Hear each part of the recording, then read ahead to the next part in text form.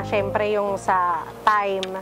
Hindi namin alam kung paano namin sisimulan yung docu kasi may mga conflict sa subject, sa gastos.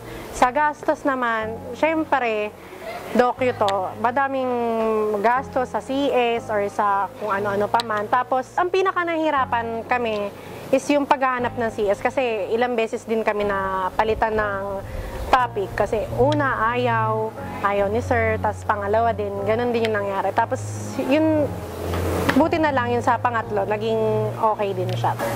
Gustong sabihin ng docu namin na yung pagpapalaki ng isang anak or ng isang bata, para siyang pag-aalaga ng halaman na hindi lang dapat yung needs yung binibigay. Kailangan binibigyan din yung ng pagmamahal. Si Kes ay ang International Children's Peace Prize awardee na sa murang edad ay namulat sa pagtulong sa kapwa.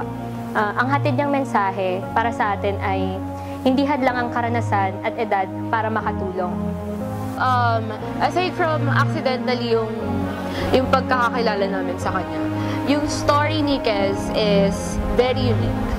Yung malaking papel na ginagawa ni Kes sa organization kung nasaan siya is one goal niya is about education. Natutunan namin na dapat ang isang grupo laging may patience and hard work. Katulad nung sa nangyari sa amin, 3 beses kami nagpalit ng case study.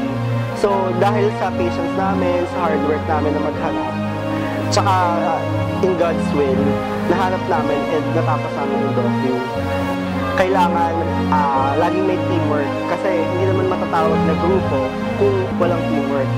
Siguro yung magiging epekto nito is magiging inspiration siya para, hindi lang inspiration, also an eye-opener sa lahat ng tao na don't give up on kids, lalo na yung troubled ones kasi we never know that they might be diamonds in the rough.